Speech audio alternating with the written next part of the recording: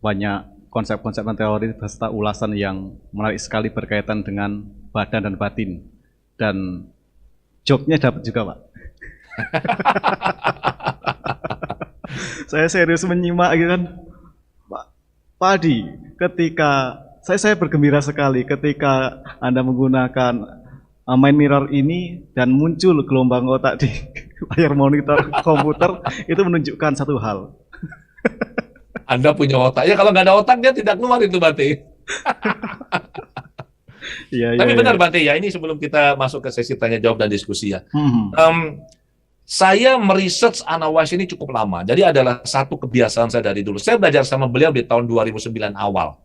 Oke. Jadi saya belajar one on one, habisnya banyak sekali itu. Saat itu satu Kijang Innova tuh habisnya itu ya. Merek, nggak boleh ngomong merek orang ya.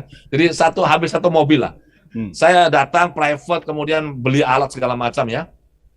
Dan beliau berkatakan begini sama saya. Dia bilang, saya waktu melihat gelombang otak Anda, sampai saya melihat gelombang otak Anda, barulah saya memutuskan untuk mengajari Anda atau tidak.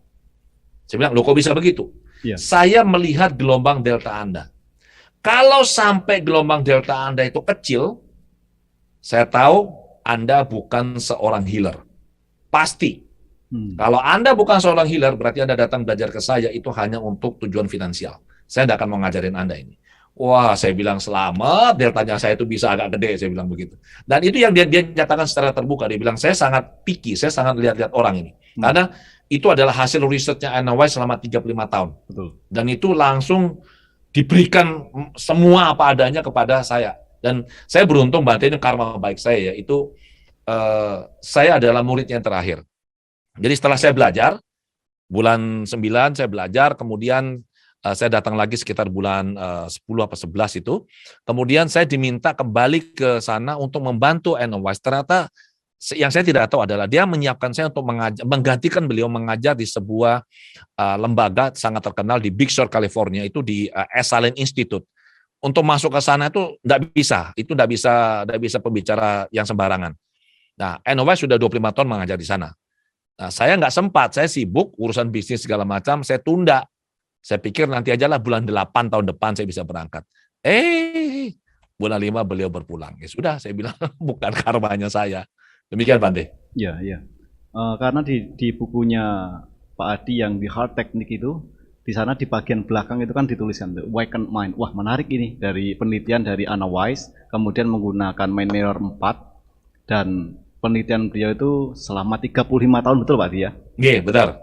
Dan ternyata setelah saya melihat pemaparannya, tahun 2009 Pak Adi belajar langsung dengan beliau. Saya tidak mengira, saya tidak menyangka. Oh, nggak menyangka ya? Nggak menyangka. Ya. Saya kira itu apa? Pak Adi kan biasanya kan belajar literaturnya itu kenceng sekali itu, jurnal, kemudian bacaan referensi buku-bukunya. Saya kira Pak Adi mau koleksi buku-bukunya atau mengulik hasil penelitian dari Ana Wise, kemudian di sana cantumkan The Awakened Mind, kemudian menggunakan teknik Mind Mirror 4, dan ternyata belajar langsung itu. Dan harga dari belajar langsung itu adalah murah, bukan hanya materi, waktu, tenaga, dan meninggalkan anak istri di rumah itu. Benar, benar. Tapi saya sangat bersyukur karena itu membuka wawasan saya, sehingga saya lebih sebagai seorang yang dulu juga di awal-awal tuh belajar meditasi, jadi saya bisa lebih mengerti, pikiran itu seperti ini. Karena kan kita akan sangat sulit mengkuantifikasi pikiran kan. Jadi coba pikiran setiap orang, kita bagaimana kita mau kuantifikasi, mau kita ukur kan susah. Kita butuh sebuah jembatan, sebuah alat bantu sebagai perantara, sehingga kita bisa, kalau seperti begini nih, kira-kira pikirannya yang terjadi nih. Seperti itu, Bante. Dan juga begini Pak Adi, satu hal yang menarik berkaitan dengan kondisi pikiran yang delta tadi, itu benar-benar menjadi underline ya, semua di bold, kemudian bisa di italic, miring. Ketika Pak Adi deltanya itu bagus, dan ternyata Pak Adi diberikan kewenangan untuk mengajar dan diajarkan berbagai ilmu dari Ana Wise, itu bisa diberikan pemaparan hal itu terlebih dahulu Pak Adi, karena itu adalah hal yang menarik gitu. Oke, jadi begini ya, yang saya tidak jelaskan panjang lebar karena saya pikir lebih bagus kita bahas di sesi diskusi ya. Jadi begini Bante, yang saya suka dari guru saya ini Ana West adalah mengajarnya sangat sistematis ya. Kemudian yang saya dapatkan adalah pelajaran yang sangat berharga yang saya dapatkan adalah ini, bahwa ternyata meditasi itu mudah sekali, nggak sulit. Nah, mengapa orang sulit meditasi? Sama Ana West diukur nih gelombang otaknya. Jadi dengan teknik yang beliau ajarkan ke saya, apalagi kalau kita pakai mesin, kita pasangin elektroda di kepala kita ya, maka kita bisa melihat, oh orang ini dia nggak bisa masuk kondisi meditatif karena satu, misalkan tubuhnya terlalu aktif. Atau kedua, pikirannya terlalu aktif. Nah, pikiran terlalu aktif atau monkey mind itu yang disebut dengan gelombang betanya sangat aktif. Maka saya belajar cara bagaimana untuk bisa merilekskan, menenangkan lautan yang lagi bergemuruh itu. Itu pakai teknik Bante. Jadi secara khusus kita menarget gelombang betanya supaya langsung tenang, rileks. Begitu dia rileks, kita bisa langsung konsentrasi sangat bagus. Itu satu. Nah, setelah kita target betanya kita utak-atik, kemudian kita bisa secara khusus menarget melatih gelombang alfa. Alfanya diapakan? Kita latih sehingga alfa itu membuka. Kayak jembatan itu, dia flare begitu ya, amplitudenya bagus, sehingga data dari bawah sadar bisa naik. Itu beta alfa. Satu lagi adalah theta. Theta itu juga bisa kita latih secara sadar. Hanya satu blok ini saja, kita melatih blok theta. Dilatih, bagus. Kemudian, nah ini, delta tidak bisa dilatih. Nggak bisa delta. Saya tanya guru saya, gimana bisa nggak kalau kita ngelatih delta? Dia bilang, you can't fake it. Dia bilang, you cannot do that. Anda nggak bisa pura-pura di depan saya mau bikin delta Anda aktif, nggak bisa. Dia bilang. Delta itu adalah salah satu ya, itu adalah indikasi dari orang itu. Ya ini nanti kalau saya bilang begini, katanya saya muji-muji diri sendiri lagi, nggak enak saya. Delta itu adalah salah satu indikasi compassion, Bante. Salah satu, ya. Seorang healer, deltanya harus besar. Kenapa? Karena dia bisa berempati atau bersimpati dengan klien atau subjek yang dia bantu. Itu satu. Ya. Kemudian kalau orang yang biasanya peka bisa merasakan sesuatu, orang bilang bisa merusak durungi winarah begitu kan, bisa mengetahui suatu kejadian yang akan terjadi, atau dia ketemu orang dia bisa merasakan kamu lagi merasakan ini ya, kamu nggak enak badan, atau kamu lagi sakit, atau kamu lagi bahagia. Nah, ini yang bekerja adalah delta. Jadi radarnya itu bekerja. Nah, saya sempat melakukan eksperimen kecil dengan murid-murid saya di Indonesia ya.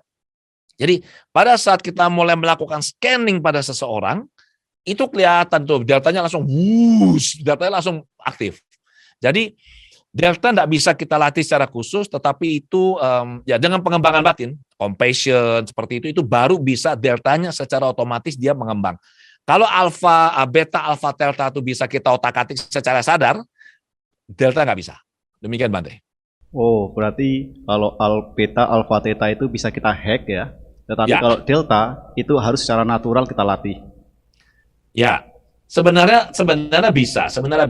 Tetapi Ana West bilang itu akan sangat sulit. Jadi dia bilang itu nggak bisa. Jadi misalnya nih, kalau saya mau melatih delta saya, atau misalkan saya melakukan scanning nih, Bante sekarang lagi ada di wihara, saya dari rumah, saya kepingin tahu suasana batinnya Bante seperti apa. Saya melakukan scanning dari jarak jauh. Nah, dengan upaya saya melakukan scanning ini, maka delta saya akan aktif, diaktif dia.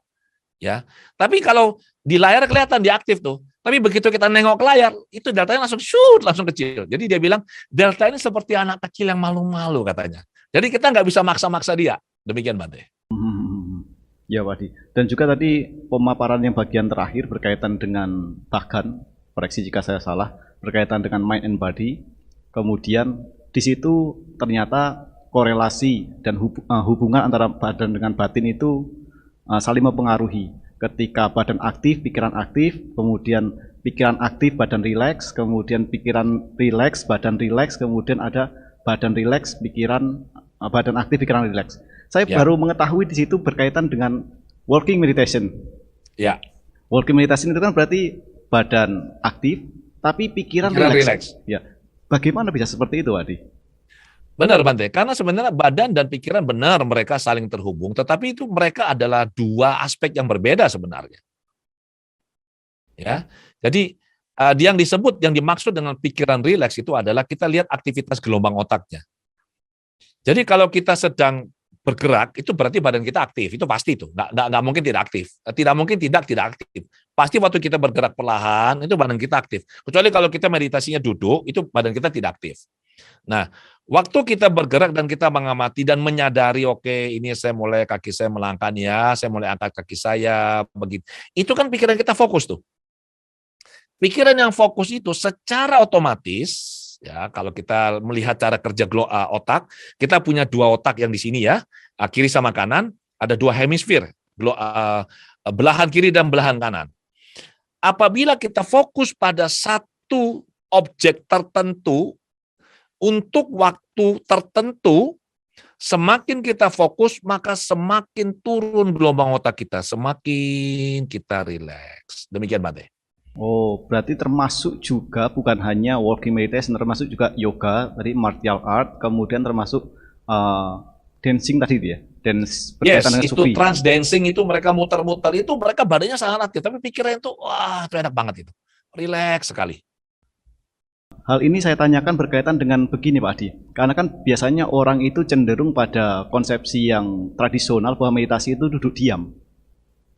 Kondisi batin, kondisi pikiran itu hanya bisa rileks ketika badan diam, batin juga diam. Tetapi ternyata ada satu fenomena yang membuat kita berpikir, membuat kita tercerahkan bahwa ketika badannya aktif, bergerak, berjalan, termasuk tadi itu martial arts, kemudian yang tari sufi, kemudian tadi berkaitan dengan yoga dan walking meditation, itu ternyata juga mampu mengendapkan kesadaran ketika kesadaran itu fokus pada objek tertentu. Begitu Pak Adi ya? Ya, benar. Berarti juga sebenarnya gimana Pak Adi? Sebenarnya begini, untuk mudahnya ya, dalam kegiatan sehari-hari sebenarnya. Kita kan pernah nih, saat kita melakukan sesuatu yang kita sangat suka, dan kita tercerap pada kegiatan itu kan kita mengalami yang disebut dengan distorsi waktu kan. Distorsi waktu itu artinya waktu itu menjadi singkat. Tiba-tiba, sudah 1 jam kita melakukan ini. Itu artinya sebenarnya pikiran kita sangat rileks tuh, karena kita tercerap itu. Ya, itu salah satu indikasi. Ya, karena di sini kita kan membahas satu segmen berkaitan dengan life hack untuk mental health gitu. Jadi Bapak Ibu Saudara sekalian, untuk best practice-nya atau berkaitan dengan kehidupan sehari-hari, kalau Anda bisa beraktivitas dengan menjaga kesadaran pada satu objek tertentu, atau pada pergerakan Anda, pada movement Anda, pada aktivitas Anda, itu dapat membuat pikiran menjadi rileks, tidak berhamburan. Tetapi juga begini Pak Adi, kemarin saya ngobrol dengan Christine. Beliau memberikan sebuah ilustrasi yang kemungkinan besar juga itu dialami oleh banyak orang. Misalkan begini, sambil cuci piring, cuci gelas, cuci mangkok di tempat cuci itu, tiba-tiba, ada memori tertentu yang ketangkap dan langsung pada aktivitasnya itu adalah aktivitas mencuci piring gitu. Tetapi hanya karena memori tertentu yang aktif, itu langsung mengubah suasana emosi menjadi berhamburan. Nah itu bagaimana tadi? Ya, jadi begini, ini yang saya ingin sampaikan, Christine ini adalah salah satu murid yang sangat jago ya, Bante. Ini pinter banget dia nih. Kami sering diskusi banyak hal, termasuk mengenai soal batin ya. Dia juga seorang meditator yang sangat bagus. Jadi begini, pada saat kita lagi, katakanlah kita lagi cuci piring, menyadari kan kita cuci piring, kita fokus nih. Itu berarti kan gelombang otak kita turun ini. Ya, betanya kita itu menjadi beta, yang aktif adalah beta low, yang 12 sampai 25 itu. Kemudian ibaratnya air laut tadi itu tenang dia. Nah, tiba-tiba keluar sesuatu, begitu, itu artinya content of consciousness. Jadi ada sebuah muatan dari bawah sadar, itu tiba-tiba naik. Ya, kalau saya mengatakan sebenarnya dari pemahaman saya, lebih tepatnya bukan dia naik, bukan. Ini sama seperti kalau kita sedang meditasi ya. Waktu kita duduk tenang, enak. Ini kalau tadi kan cuci piring, cuci gelas. Nah, kalau kita meditasi, kita fokusnya pada objek napas misalnya.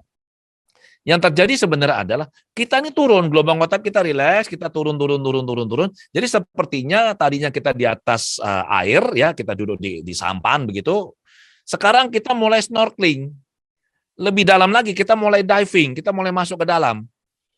Maka di dalam itu akan muncul, bukan muncul, kita akan jumpa dengan dalam tanda kutip banyak muatan-muatan kesadaran, ya. Bisa pengalaman positif, bisa pengalaman negatif.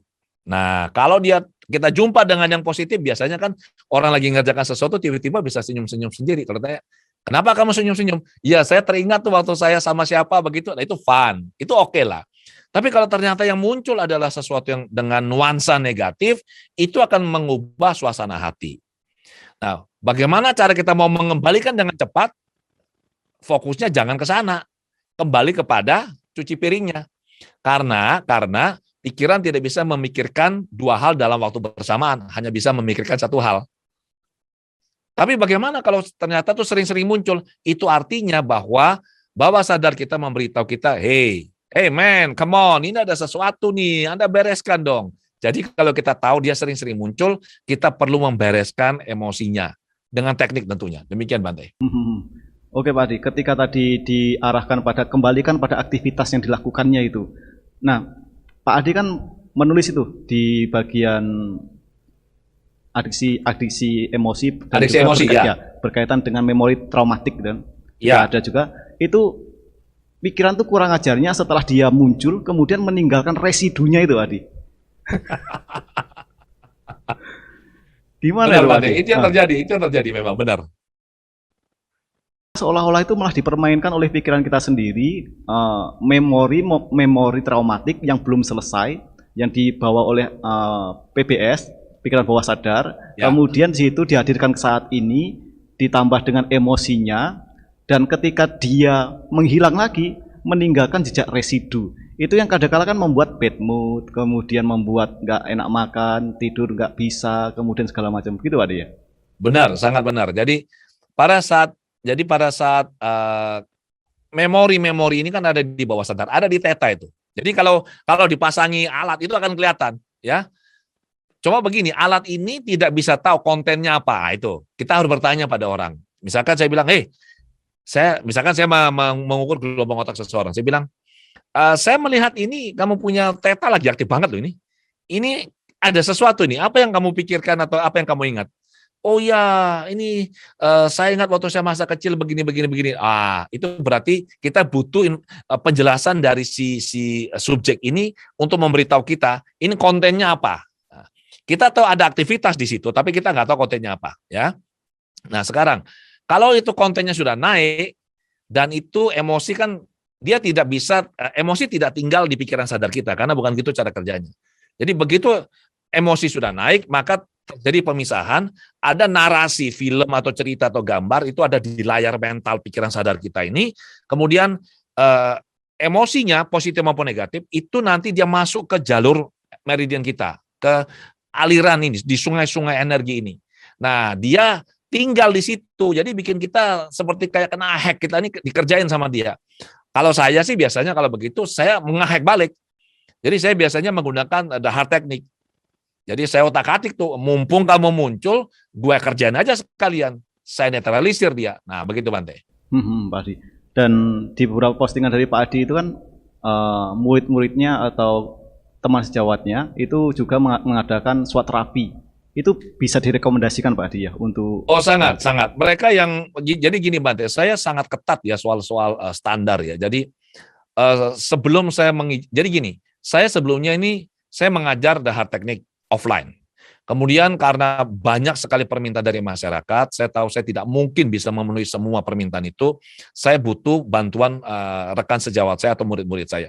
Maka saya melakukan sertifikasi pengajar Dahar teknik. Ada kriteria yang sangat ketat yang mereka harus penuhi ya. Dan saya cukup cerewet soal seperti begini. Setelah mereka memenuhi syarat itu, saya training mereka, kemudian saya berikan materi saya. PowerPoint keynote-nya saya berikan persis plug yang punya saya. Tinggal nanti mereka gunakan. Nah, kondisi pandemi kita tidak bisa bertemu secara tatap muka. Kemudian saya melakukan yang namanya workshop secara daring, online. Saya lakukan 1, 2, 3 kali, saya bertemu formatnya, maka format itu yang saya duplikasikan kepada rekan sejawat atau murid-murid saya ini. Jadi, kalau mereka mengajar, menggunakan nama Dahar teknik itu adalah atas persetujuan dan rekomendasi saya. Karena itu ada hak ciptanya dan orang tidak akan bisa sembarangan atau berani menggunakan itu tanpa izin dari saya. So, saya sangat rekomendasi karena saya tidak mungkin bisa setiap minggu melakukan the hard technique. Maka ada berapa 20-an lebih ya murid-murid saya yang bisa melakukan ini. Jadi mereka akan mengajar di komunitas atau di tempat yang membutuhkan informasi. Demikian, Bante. Ya, karena kan ini berkaitan dengan life hack mental health. Jadi Ya. untuk membantu masyarakat umum, karena ini ada tanggung jawab sosial kita. Apalagi juga tadi Pak Adi juga sebagai healer, itu ada tanggung jawab sosialnya untuk membantu menjaga kesehatan mental, apalagi di masa pandemi seperti ini Pak Adi ya. Benar sekali, Bante. Dan apa yang kita lakukan ini juga dalam upaya agar masyarakat secara luas memiliki kemampuan secara mandiri untuk membangun ketenangan batin, mempertahankan ketenangan batinnya, dan juga dapat menjalani kehidupan dengan tadi dikatakan pikiran yang tidak mengembara. 46,9% wandering mind, pikiran yang mengembara, dan itu menyebabkan unhappy mind. Benar. Bisa dijelaskan terlebih dahulu Pak Adi sebelum nanti ke tanya jawab berkaitan dengan 46,9% pikiran ini berkelana. Ya, jadi adalah sifat alamiah dari pikiran ini untuk tidak bisa diam. Jadi kalau ada orang bilang, saya ini duduk meditasi, ya kenapa kok pikiran saya masih lari-lari? Saya tanya, Anda meditasi sudah berapa lama? Saya baru berlatih. Lah, baru latihan mah minta langsung diam gimana tuh? Ya mbok yau tuh sabar, saya bilang ya. Jadi secara natural defaultnya kita, pikiran kita tuh memang nggak bisa diam. Jadi 46,9% loh, hampir 50 itu. Ya, jadi kalau kita memahami ini, maka kita butuh upaya untuk melatih dia supaya dia diam. Satu hal menarik Bante ya, waktu sepulang saya dari Amerika, itu kan saya masih getung-getunya itu ya, lagi wah senang-senangnya ini mau mengembangkan ini. Terus saya mendengar kabar Monggyu Rinpoche datang ke Surabaya. Wah ini keren ini. Saya kontak teman saya bilang, kontak teman saya yang panitianya, tolong dong, boleh nggak saya dikasih kesempatan untuk mengukur gelombang otaknya beliau? Saya mau ngehack ini, saya bilang begini. Buat apa?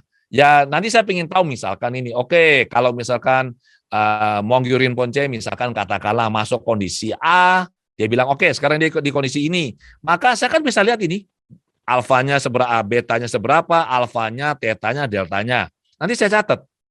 Kemudian misalkan loh ya, oh ternyata beliau ada di kondisi jana misalnya. So, saya juga ingin tahu ini jana ini seperti apa. Pola betanya kayak apa, alfanya, tetanya, deltanya seperti apa. Mengapa saya tertarik? Karena dari apa yang saya pelajari dari Anawas, itu kita bisa melakukan duplikasi sebenarnya.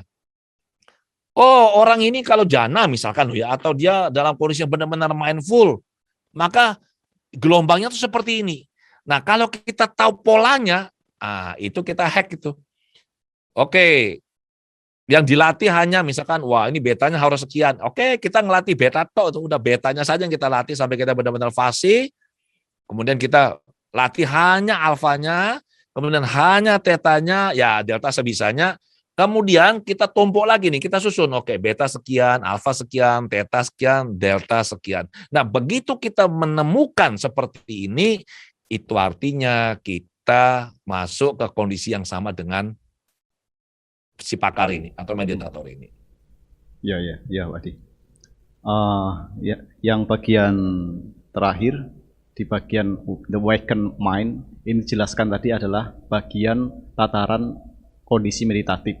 Yang menjadi pertanyaan saya adalah, apakah gelombang otak tertentu dengan dihack, kalau misalkan ada, di bypass kalau misalkan ada, kemudian dengan gelombang otak kondisi meditatif, itu persamaannya dan perbedaannya bagaimana Pak Adi?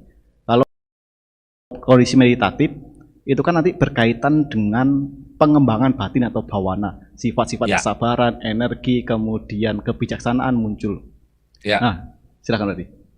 Oke, yang saya pahami ya Bante ya. Jadi kita kan ada meditasi samatha, meditasi vipassana ya. Kalau samatha, sekali lagi ini pemahaman saya ya, samatha bisa kita bypass. Jadi kan orang hanya untuk melatih supaya bisa tenang itu pikiran, itu kan butuh waktu lama sekali. Mungkin karena mereka nggak terlatih, atau nggak tahu caranya, atau caranya kurang tepat, atau apalah. Nah, dari apa yang saya pelajari dengan Analyze, saya menemukan ternyata pikiran bisa kita hack, tetapi hanya sebatas samata. Kalau Vipassana, saya tahu, saya berani pasti bilang nggak bisa. Karena Vipassana itu adalah pengalaman, itu proses pengalaman batin, itu proses yang nggak bisa kita hack. Seseorang harus menjalaninya sendiri. Ya, tapi kalau saya lihat Mind Mirror ini, dia bisa nge-hack kondisi samata, artinya masuk langsung kondisi yang sangat tenang dan ada dannya. Kalau orang itu ada pola di awaken mind, saya hanya melakukan, ini hipotesis saya karena saya belum pernah mengukur orang-orang yang melakukan Vipassana. Kalau gelombangnya di awaken mind, maka kalau pemahaman saya ini akan sangat bagus. Mengapa? Karena betanya sangat sedikit, alfanya terbuka, jembatannya sadar dan bawah sadar dan buka, sementara tetanya bisa aktif, maka muatan-muatan dari bawah sadar ini itu bisa naik. Dia naik dengan leluasa, beta kita menyadari, kita bisa berpikir kritis logis, kita bisa tahu, kita bisa mencatat. Kalau alfanya bukanya bagus, maka bentuk pikiran yang muncul ini menjadi sangat clear. Alfa itu tugasnya adalah apa? Membuat gambar itu atau gambar misalkan, gambar itu menjadi jelas, berwarna, bagus, terang, fokus, itu gunanya alfa. Kalau misalkan di auditori, suaranya jelas, ritmenya, timbrenya, semuanya jelas. Kalau dia kinestetik, kita bisa merasakan betul itu. Ya, kalau alfanya aktif.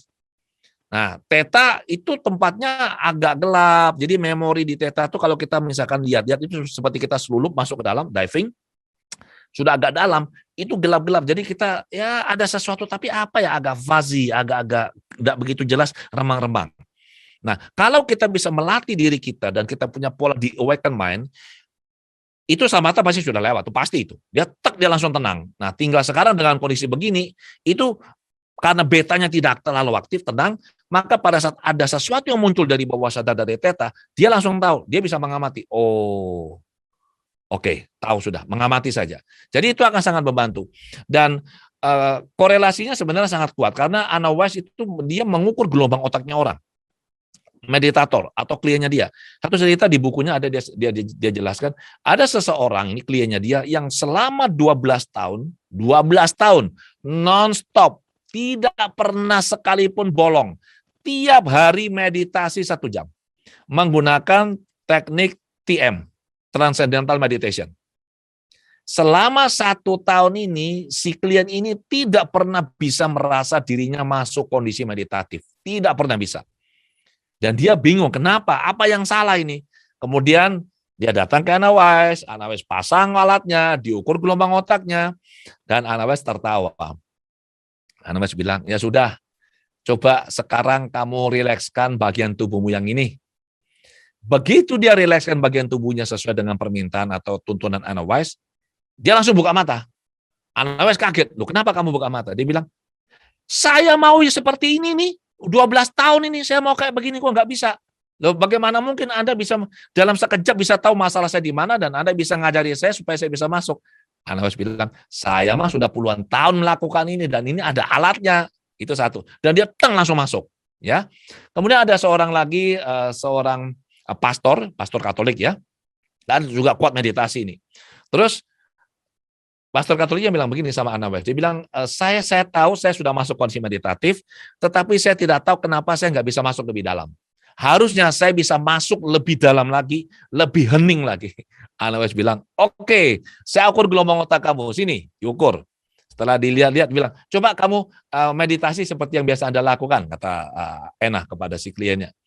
Setelah diukur gelombang otaknya, Analyze ketawa lagi. Analyze bilang begini, Romo, bilang gitu, Pastor, tolong ya, kalau meditasi, jangan banyak-banyak bicara sama Tuhan ya.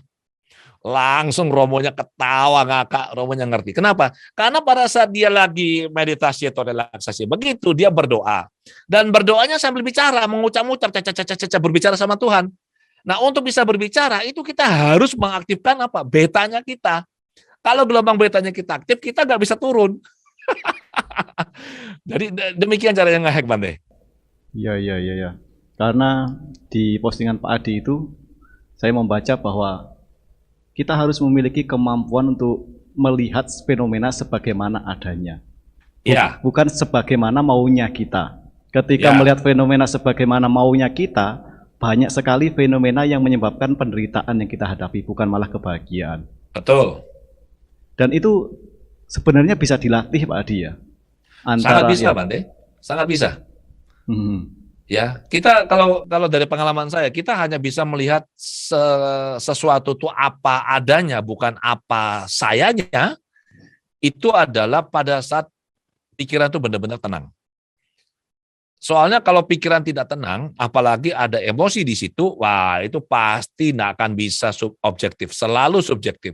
Jadi kita akan berpikir menurut persepsinya kita. Yang bikin kacau ini kan sebenarnya emosi kan. Emosi yang paling jahat ini.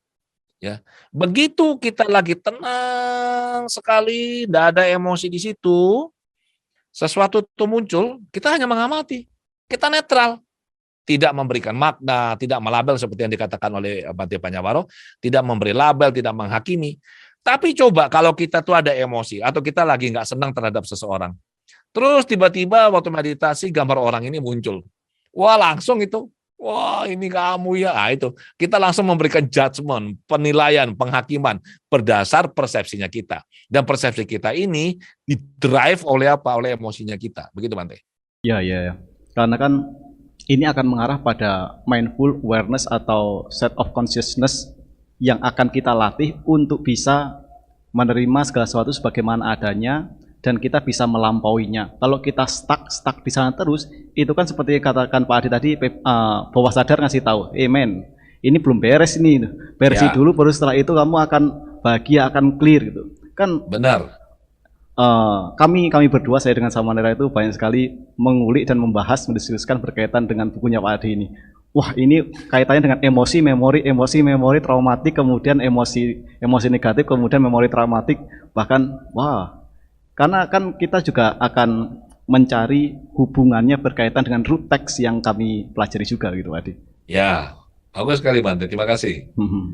Oke Pak Adi, sebelum kita berlanjut pada sesi tanya jawab, memfasilitasi para partisipan viewers yang berada di live chat YouTube kami, dan saat ini terima kasih Anda telah mengikuti dan setia bertahan sebanyak 260 orang yang menyaksikan tayangan ini secara live di YouTube Wihara Dhamma Jaya Surabaya. Terima kasih, dan silahkan Anda mulai mempersiapkan pertanyaan-pertanyaan dan silahkan dituliskan di kolom live chat YouTube Wihara Dhamma Jaya.